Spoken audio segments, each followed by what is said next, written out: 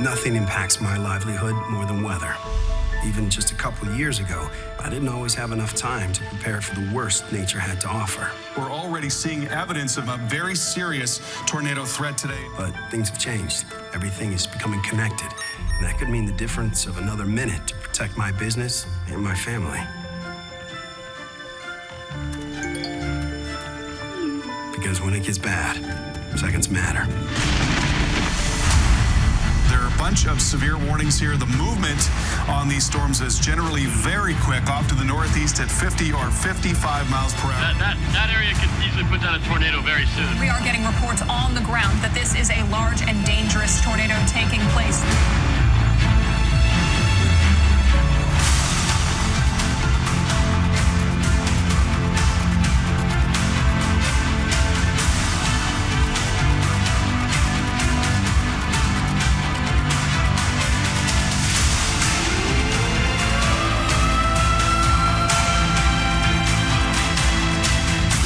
Tornado on the ground, folks. If you are listening to us, you need to be in a shelter right now.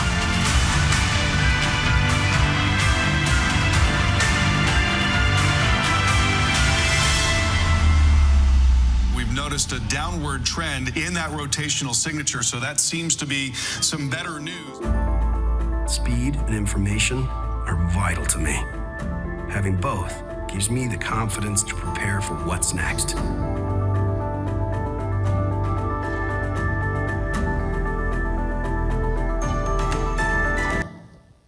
Good morning. Thought we'd try to wake everybody up a little bit. Thanks for getting up so early to support such a great event. The Excalibur Awards are really just something that's very personal and passionate to me. I really love what they represent. We've been going through a transformation at the weather company for the last couple of years. So we're going to talk a little bit about that this morning, talk a little bit about what it took to take kind of what was a 1982 era platform, really a cable company, and turn it into a leading big data technology operation. And I think a lot of that has kind of a core spirit within the Excalibur Award itself and what it represents. And so I hope that you find it interesting, and that we have some time for some Q&A at the end, so feel free to collect your questions. You know, there was a vision of the weather company back in 1982 around 24-hour weather. And everybody says, who wants 24-hour weather? I'm a weather geek, so I said yes. And I've really literally watched the Weather Channel every day since it went live. But when we started, we were just repurposing the National Weather Service forecasts. We were just kind of taking them, putting a face to them, and redistributing them. And when we wanted to revolutionize the company, we said, well, we have to really make sure that we move and continue to move further away from that. And over the course of the 20 years after it started, there was a lot of change and a lot of investment and a lot of transformation. But none of it was quite enough to get us right over that hump to really break free from being dependent completely on the television network and moving into all of these other areas. And that revolution really was all around getting more access to our data, producing better data, and making sure that the data that we were producing was unique and differentiated. So today we reach almost 200 million unduplicated consumers each month, and we produce about 15 billion forecasts every day. Outbound to Apple devices, Google devices. If you've got an Apple device or a Google device here in the room, thank you for being a customer. Whether you know it or not, or whether you've downloaded our app or not, we're providing weather to that device. And so that growth and that transformation has been part of the journey that we'll talk about. We also power airlines. We power about 48 of the world's 100 largest airlines, all of their in-flight turbulence tracking, all of their flight planning, everything that goes on related to from a plane pushing back from the gate through its course all the way to where it lands, helping airlines route around weather in real time, taking telemetry off the aircraft and bringing it into the environment so that we can process it and send it back out. Really kind of the epitome of a big data platform. Real-time data, massive scale, lots of fun to deal with, and clearly the stakes are pretty high and you don't want to have any errors. So a lot in the B2B space. The television space is still incredibly important to us. We've gone through a massive reinvention of both the Weather Channel, which I think if you watch the Weather Channel, you've seen that over the last couple of years, reinventing the localization platform that's there, and then going through and really helping the 500 plus broadcasters that we work with around the world to help them localize weather every day. So all of the systems that they use, all of the weather that they bring in, if you watch an ABC, Fox, CBS, NBC affiliate, you have a 95% chance that that weather that you're seeing, the visualization that you're seeing, is coming from us. Now, we give those local forecasters the ability to edit the weather that we give them, and they do that. They want to make sure that they're adding value. But 80% of the time when they do that, they make the weather forecast less accurate. So we're working on ways to help them feel like they're an engaged part of the process without them lowering the level of accuracy from the data that we're giving them. So there's an innovation that we haven't yet solved, so we're open to ideas on that. And then we take all of these capabilities from our consumer space, the web, mobile, all of the B2B things we do, we wrap those up and we provide services to governments around the world. So that's really kind of a quick snapshot of who we are at the Weather Company. And that underlying value, the reason why we're able to do that, the reason why we can be the world's weather provider is because the source of the weather data that you get does matter.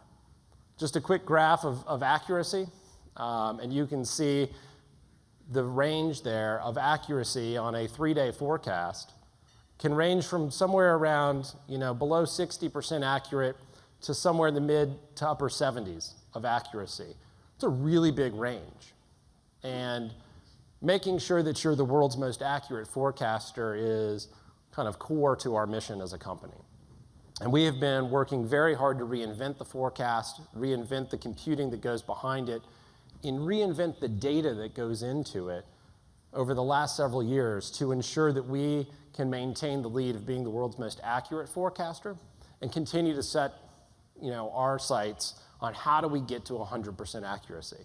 It's a humbling job to basically spend your day publishing data that is wrong 25 to 30% of the time, right? How many of you get that? That's just, that's tough, and so our goal, 100%. Like, why can't we get to 100% accuracy in the forecast? Like, that seems achievable. Now, meteorologists will tell you you're nuts, and there's not enough data, there's not enough compute, there's not enough atmospheric science. We don't have a good understanding. We can't do this. So we are constantly striving for ways to prove that wrong. And that is kind of core to the innovation that we have within the science of our company. And when you have the world's best data, and when you have a big data platform, you can do interesting things with it. If you think about the intersection of consumer behavior and weather, you think about the intersection of your own life with weather, right? It's going to be a beautiful weekend here in Atlanta, which is great. I was in Boston yesterday. It was 43 degrees, raining with 45-mile-an-hour winds. It was beautiful. But it's going to be beautiful here in Atlanta. And because it's beautiful here in Atlanta this weekend, it's going to probably alter what you do. It's going to alter what you do with your family. It's going to alter what you do if you're out on a date. It's going to offer all these opportunities for you to adjust your lifestyle, in our case this weekend, for the better. So we've gone through and we've started to figure out how do we help companies understand that intersection of consumer behavior and weather better. We call that Weather FX. I'm a big fan of beer, and because it's past 8 o'clock in the morning now, we can talk about beer. And beer sales are influenced by weather. Now, I questioned this at first because in my house, beer sales are consistent. But in many households, beer sales do fluctuate. And they fluctuate based upon the weather. Now, you can take any SKU in a local retail store, and you can apply big data science to it and understand what are the influences that has on the sale of that product. It could be shampoo, water, it could be grass seed, it could be anything. And it is amazing if you take 10 years of historical weather information, and you take 10 years of point of sale data, and you take that and look at it on a global basis. It's amazing the insights that you can find. And that really is kind of the nugget of insight that big data plays and big data shops and people that are talking about big data platforms, that's what they're looking for. They're looking for those insights. So for us, it's that intersection of consumer behavior and weather. And we found that beer sales in the summertime increase upwards of 10% when it's cooler than average in Chicago for 3 consecutive days. Not 2 consecutive days, but 3. So if you're a beer manufacturer, producer, brewer, then going and advertising and increasing your advertising when it's warmer than normal may be throwing money out the window. Save your money and spend it only when the weather forecast shows you that you can drive and influence consumer behavior. And so what we've been trying to do is understand, how do you build a big data platform? How do you expose that to any sort of company around the world? And how do you allow the data scientists, both in our company and in the companies that we're working with, how do we help them get that insight? How do we help them get the understanding? Because sometimes it's telling them not to do something, and sometimes it's telling them to do something. And so those beer sales, as the example that we're using, a fascinating example of when you have 40, 50 years of historical weather information, when you have the richest set of current condition weather information. We have access to over 40,000 weather stations around the world that we ingest data from roughly every 3 seconds. The National Weather Service, by comparison, in the United States, has just 1,300 reporting stations.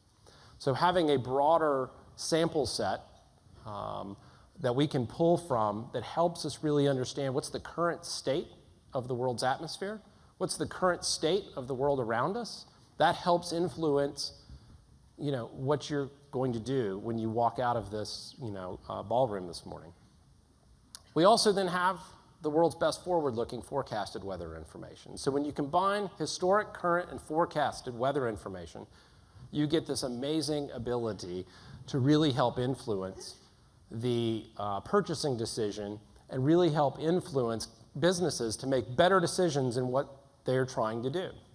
Now, for us, we had to build a completely new platform to do that. Again, we were starting with a lot of different components that have been cobbled together from many different companies that we had bought and acquired and pulled together. In some cases, we had underinvested. I know that none of you ever underinvest in certain technologies within your companies, but in our case, we had. And so we had to really completely start over. And premise number 1 was we were going completely to the cloud. We wanted to get out of the data center business. I can't run a data center as well as Google can. I can't run a data center as well as Amazon can. That's just not going to be our business. But we can leverage the technology to its fullest extent. And we can build capabilities on top of what others have already provided. And we can do amazing things. And when we do that, we can focus in on really providing that value. And so we built out a completely new platform from the ground up that allows us to ingest, store, catalog, and distribute a ridiculously massive amount of a large set of data. That data could be text data, could be video data, could be radar data, could be satellite data, can come from all over the planet, can come from your phone in the form of user-generated feedback where you're telling us, hey, no, it's not sunny, it's actually cloudy, but thanks for trying. So we get about 1 million people a day that give us feedback on whether or not our forecast was accurate. About 80% of the people tell us we were right, and 20% of the people enjoy telling us we were wrong. And so all of these things are part of the new platform that we had to pull together to bring this to life. Now, how do you do that? How do you take a company that at its core is really a cable television operation and turn it into something where you can go to Mountain View and talk to Google and say, hey, we really should be the weather provider for Google, for every Android phone, for Google Now, for the Google One Box. We can go to Cupertino and talk to Apple and say, hey, we should be the default weather widget. We can power one of the leading websites, weather.com, the mobile apps, all of these things. How do you do that? How do you transform? And if you want innovation in your company, what is it that you have to do to bring that to life? And so my analogy to that is music. I love music. I really love live music. I would rather go to a live concert than listen to a perfectly recorded studio, master album in my car or at home. And I like live music because it's more real. It's more fun. Mistakes happen. It's not always perfect, right? There's feedback. Drummer might drop his stick. Guitarist might, lose his pick. Things happen. And the band has to adjust live and on stage because you never know what is going to occur. And so many times in technology, we're trying to be the pre-recorded group. We want it to be perfect. We're going to rehearse it 100 times. We're going to go and master it. We're going to take this track and this track and this track and put it together, make it all perfect and packaged. And every time you hit play on track 3, it's going to be the same thing over and over again. But that's not really real life. That's certainly not real life in a highly innovative, fast-moving technology company, right? A fast-moving, innovative technology company needs to be able to perform like they're on stage. It needs to perform in real time. It needs to act like a band does and cover for one another, pick up for one another, and make it come together in harmony. And so my message overall today, if you're looking at innovation and you're trying to figure out how do we become more innovative, how do we put forward so that next year we can apply for an Excalibur Award. We want to submit our great idea. I think first and foremost, it starts with you looking at the culture of your organization and deciding for yourself, are you ready to be live? Or are you still trying to be pre-recorded? When you are live, you change what gets measured, right? Across the top there, you see a whole bunch of green dots just representing a whole bunch of servers. Everything's great. It's a happy day in the data center farm. But down at the bottom, you see actually what the end users are experiencing. What the end users are experiencing is not a happy day. You're getting complaints. You're getting problems. What are you measuring your teams on? Is it individual by individual, server by server, firewall by firewall, database by database? Database guy said, everything's good. Firewalls, everything's good. Everybody's good, except for the customers who are unhappy. But if you change what gets measured and you say, hey, we're no longer measuring across the top. All these individual tracks that are coming in to our pre-recorded perfection doesn't matter anymore. What matters is the bottom. What matters is being live. And we're now going to hold ourselves accountable as a band, as a team, to provide a great experience. And it doesn't matter whether it's the drummer, the guitarist, the lead singer, it doesn't matter who messed up. We all have to pitch in, cover for it, and react and respond. And that's live. So you got to change what gets measured. Because if you measure your team on the overall production of the show versus the production of their individual track that came in to produce the pre-recorded masterpiece, you will absolutely change the culture of how your team is working together and what you can get done. You have to focus on the right measurement. How much time do we spend trying to deal with budgets and figuring out what our budget is going to be and why can't the IT costs be lower and why is it always more? We always deal with that. It's a constant, never-ending battle. Why are we constantly talking about how much it costs for the entirety? Let's talk about what it costs as a unit. when I was a teenager, I didn't go to the gas station to fill up my tank. I went to the gas station to put as much gas into my car as I had money in my wallet. So if I had $5, I was getting $5 worth of gas. And so what was important was how much that $5 could buy me. And so when we look at providing an API or a web page or a video play, if you're going to play 1 billion videos a day, what really matters is how much does it cost per video. I can't control what the editorial team wants to put on those videos. I can't control if a lot of people are going to click on them or not. But I can control what the cost is per play. And as I get into that cost per play, I can control that and I can meter that, and I can sign up for reducing that on a year-by-year basis. So I can reduce and control unit costs. How much gas you want to put in the tank, completely up to you. And when you change that conversation, it really takes a lot of the kind of almost nonsense conversation that you end up having around, well, what's the total cost going to be? Let's say, well, here's what I can commit to. Here's the unit cost. How much do you want to buy? It's amazing the transformation that has then with the users and the business teams that are part of the conversation, because then all of a sudden, they're signing up for it too. And that really is a key part of innovation, because you have to bring everybody along together. And you have to get work done in a different way. Look, we're all competing with the startups. We're all competing with folks and companies that are coming up with new ideas and nipping on our heels and constantly trying to set us back. We're all dealing with that. And it's going to be really, really, really hard to out-innovate, a really small, nimble group of very switched-on people, especially when you're in a big corporation or a big environment. So innovation in a big company is a lot harder than innovation in a small company. So use the time, use the 24-hour clock to your advantage. Find a way to make it work as a crank, so that the teams around the world are working not as just one big team, but as handoffs to each other, so that you can constantly get a 24-hour cycle going on within the environment. That's a really, really important part of innovation. You have to be able to figure out, how do you get your teams to out-innovate small, really switched on and really innovative and engaged people who don't have the constraints and the blinders on that we all just inevitably get within our organizations.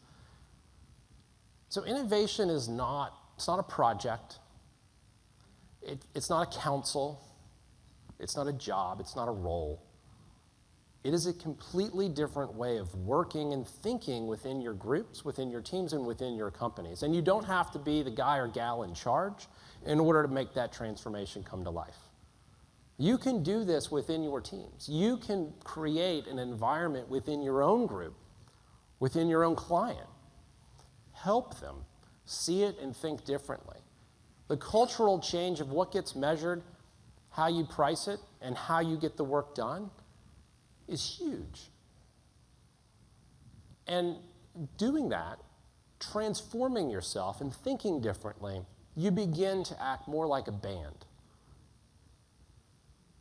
I'm a big fan of Rush, the band. And it's amazing to watch them play. They've been playing for 30, 40 years? Forever.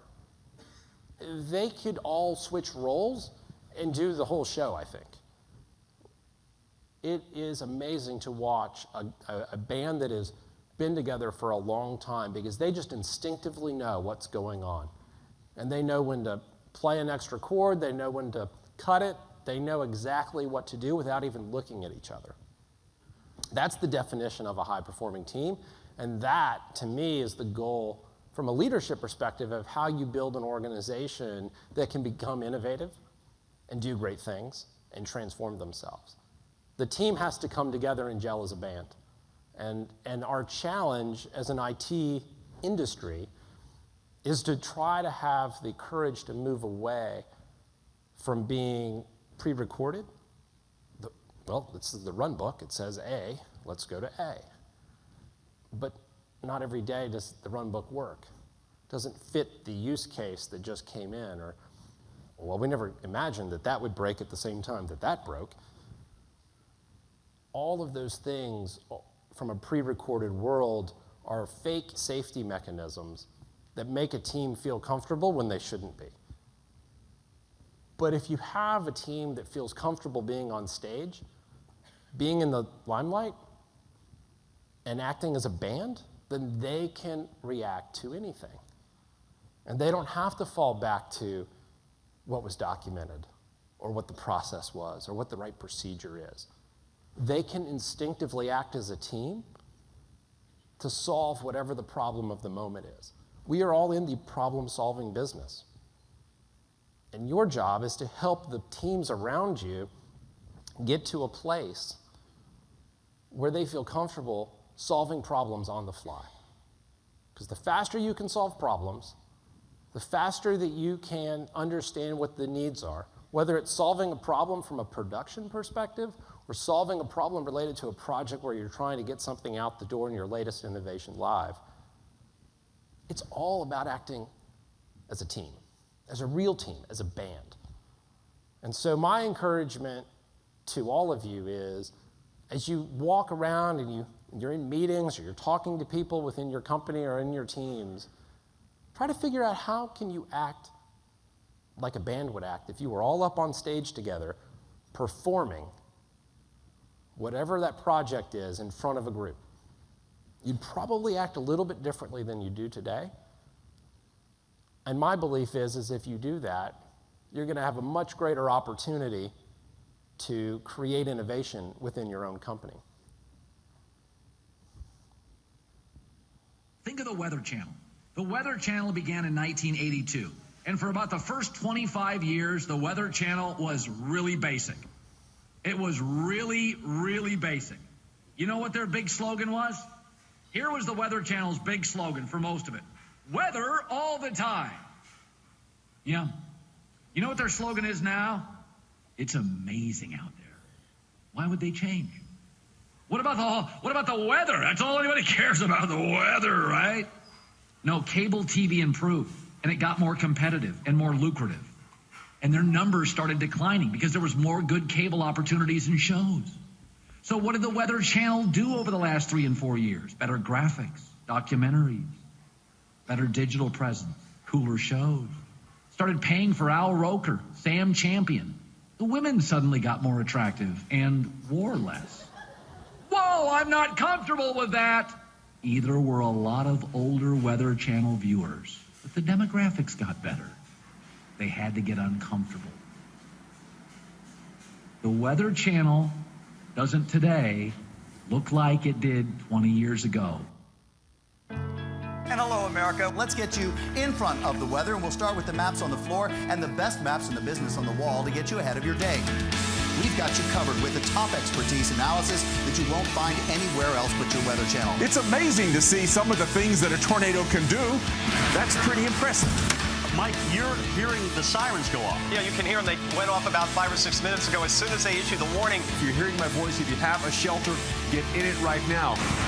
Hold on a second. Let's just listen and see the power of this hurricane. We just had an unofficial report of 103 miles per hour. Whoa, that'll blow you down the beach. She is in labor right now, and she needs to get to the other side desperately so she can have that baby. This was a neighborhood, earlier this morning, and it is no longer. It's been a disastrous week, and we are everywhere to cover that story and the recovering efforts. A lot of damage, a lot of cleanup. A disaster emergency has been declared here. And it was nothing but the grace of God that our trailer is still standing after seeing all this. This tiny shelter saved the lives of over 80 people because one woman knocked door to door asking people to come into the shelter. Just laying there in pieces. So what do you do now? What do you do now? So Butler is a therapy dog, especially for the Weather Channel. Say hi, Butler. Does he make you feel better when you pet him? I want to be there for people when life is at its worst. This is part of being human.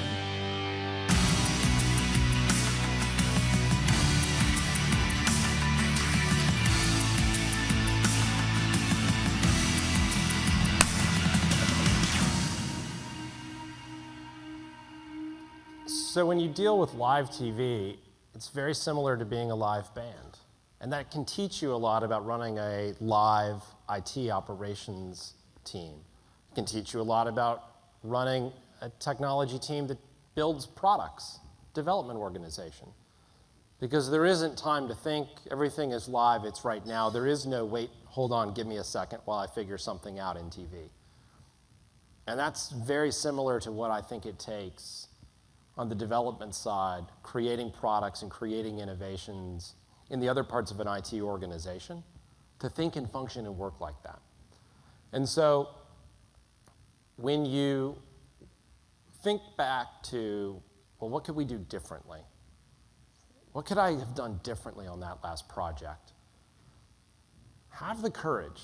Have the courage to commit. Have the courage to lead your team and have the courage to be a leader, because everybody has that in their job description, even if HR forgot to write it in there. Change what gets measured. Remove the barriers and layers and work as a group. There's no barriers and layers to a great band. Play to your strengths. Supplement your weaknesses. Know what your weaknesses are and supplement them. Find people that can help you and bring them into the fold. Find that way to have single person accountability. If you walk into a meeting and you can't figure out who's making the decision, leave. Like, it's a waste of time. And you're not going to be innovative, and you're not going to be fast, and there's no velocity if everybody just sits around waiting for somebody who doesn't even know who they are to make a decision on something. So rapid decision making is critical. You have to know your customer base clearly, know what you're going after. For us, it was the weather geek, the weather enthusiast, which is where It's Amazing out there came from. Because weather geeks, weather enthusiasts are enthralled with Mother Nature, both the beauty of it and the destructive power of it. Have the courage to make that decision for your team or for your company. And be the chief disorganizer.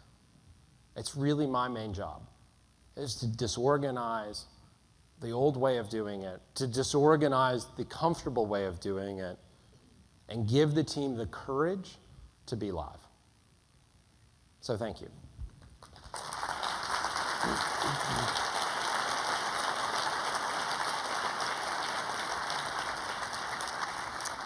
And now for your questions. Microphones are on either side of the room.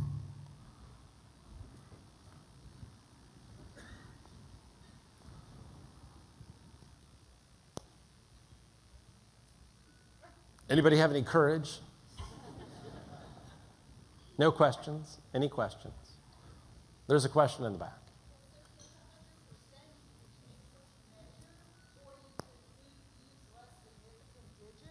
Or you could round. So that's just one way to get to 100%. But what my real question is what is the hardest weather system to measure? So where does your accuracy come down? Convectivity. So there's three parts to forecasting the weather. First, you have to know the current state. You then have to have data related to that. You then have to have the algorithmic science to understand how to interpret it, and then you have to compute it. So data, algorithmic science, and compute. The biggest challenge we have is current conditions. The entire globe, at best, we have 40,000 reporting stations. That's really not a lot. And those reporting stations are on the ground. There's a whole z-axis that we don't always get great data. We're trying to off of aircraft, but even 60,000 flights a day is just not a lot of airspace to cover. So understanding the current state of the atmosphere, if that is wrong, if your starting position for your equation is incorrect, then clearly your math that you apply to that is going to be incorrect. And so when we're wrong, it's because our starting position is incorrect. But the hardest thing to forecast within the forecast itself is convectivity, the lift of rising air. So the pop-up thunderstorms in the summertime, where exactly will they convect, and where exactly will that convection turn into precipitation, and when will it actually start precipitating? That exact spot on a map, nailing that and knowing when the convectivity actually creates enough moisture to turn into precipitation is the hardest thing for us to nail. and that's where we fall down, is in the summertime. Good question. Right, Bryson, over on this side, to your right. First of all, on behalf of the Excalibur Committee, thank you so much. It was great insight today, and congratulations on leading the revolution at the weather company. Many of us earlier this year never made it home, slept in our cars, slept in our offices. The question I would have is, one, what was it like at the weather company that day? And two, in 2015, maybe in 4 or 5 months' time, if we're experiencing that again, how would the revolution have changed, and what will it be like in 2015? So that's a great question. One that has spurred a kind of personal pet project of mine within the company. We nailed that forecast. We told you exactly what was going to happen. And in fact, at 3 o'clock in the morning, when the National Weather Service issued their winter weather warning, ice storm warning, we promptly distributed it to all of you in the room and said, today will be a disaster. Do not drive. Stay off the roads. And what did you all do? Including me. So full transparency, including myself. We got in our car and we all drove to work. And so we all completely ignored common sense and logic and all of the alerts and everything. And so what it really was, in my view, was not a breakdown in forecasting on that one. It was a complete breakdown in our ability to communicate the forecast with actionable information that help people make better decisions. We totally, all of us, blew that. And so what I believe and what we as a team are working on is a advanced alerting platform that will be provided free of charge to all local emergency managers really around the globe, but let's just start with here at home, to give them a tool to follow up with better information. So you get the National Weather Service alert, it's in all caps.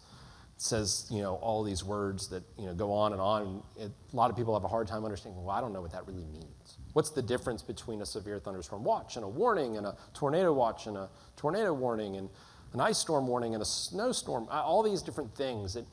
We want to make it so that local governments can communicate more clearly with the local population so that they can say, yes, you've just seen the National Weather Service alert. The top end of 285 today is going to actually basically be shut down at noon. Please plan accordingly. All of a sudden that's real, and it's not this just weird thing that just popped up on your phone. We have to find a way to communicate actionable information more clearly and help people really make better decisions. And that's what we're working on right now. Because it was obviously a massive failure. And we all paid the price for it. That was a good question. Anything else? Yes?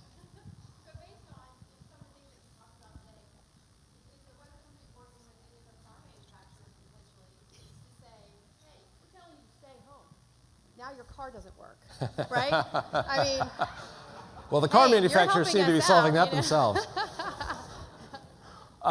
We do a lot of work with the car manufacturers. GM, Toyota, I mean, you name it. If you have a GM vehicle or a Toyota vehicle, you've got weather in your nav. That's us feeding into it. So we do a lot of work in the automotive space. We have not yet gotten into a thing where we're going to lock you out of your car. But that doesn't mean that, the warning that should pop up on your screen that says, are you really sure you want to do this? Yes, I am, stupid computer. Yes, we should. That's a great idea. And I can't say it's something that, I think we've probably not had that level of conversation, but I think that's where it's headed. From an alerting perspective, we have to first capture what the alert is. We don't want to be in the business of creating alerts. We want the local emergency managers or the federal emergency managers to actually create the alerts. Our job is to distribute them and inject them into people's lives before they make bad decisions. And so we're trying to solve for that. So it's a great idea. I'll have to write that one down. All right. Okay. Thank you. Hey, don't go far. Bryson. Oh, I'm coming back. Yeah. We want to thank you for providing your insights today. Thank you so much for entertaining us and, as always, giving us a little comic relief and sharing your passion for the weather. So on behalf of the 25,000 members of the Technology Association of Georgia, we want to give you this honorary Wow. Boy, thank Excalibur you. Award. Thank you, my friend. Appreciate that. Okay. Great. Thank you.